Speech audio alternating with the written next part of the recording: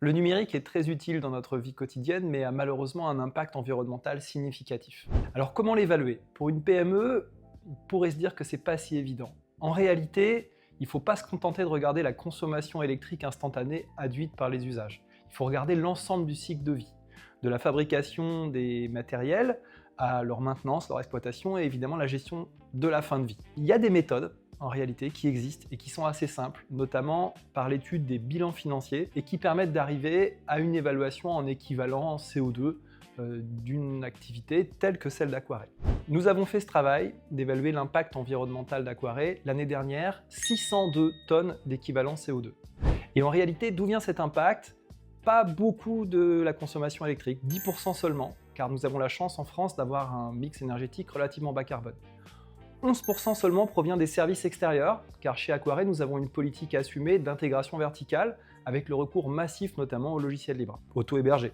Et pour l'essentiel, notre impact il provient des produits manufacturés. 66% de l'impact carbone d'Aquaré, ce sont les produits manufacturés. On retrouve là-dedans toute une multitude d'équipements comme les serveurs informatiques, les climatiseurs, les batteries, les postes de travail. Alors comment travailler efficacement sur la réduction de notre impact? Eh bien, il faut le faire en limitant le remplacement des matériels, en optimisant la durée de vie des matériels.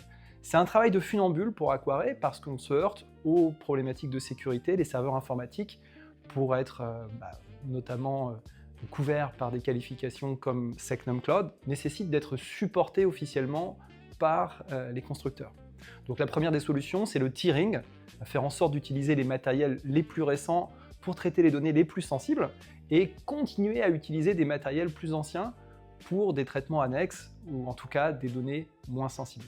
Le gros du travail, il peut se faire au niveau des infrastructures socles, au niveau des data centers. Et là, on ne parle pas de réduire uniquement le PUE des data centers, on parle d'optimiser la durée de vie des matériels qui sont utilisés pour assurer la production. Supprimer les climatiseurs, avoir recours à la géothermie, faire des installations de type puits canadien qui vont durer 100 ans parce que ça va être du low-tech, des infrastructures sans composants électroniques qui vont être simplement inertes et pouvoir durer quasiment indéfiniment.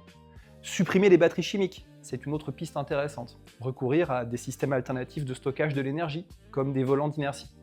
C'est ce que nous faisons chez Aquaré, c'est l'optique de notre projet Calgan, du développement d'un data center nouvelle génération. Et c'est ce que nous pensons être le plus impactant pour réduire l'impact environnemental du numérique chez Aquaré.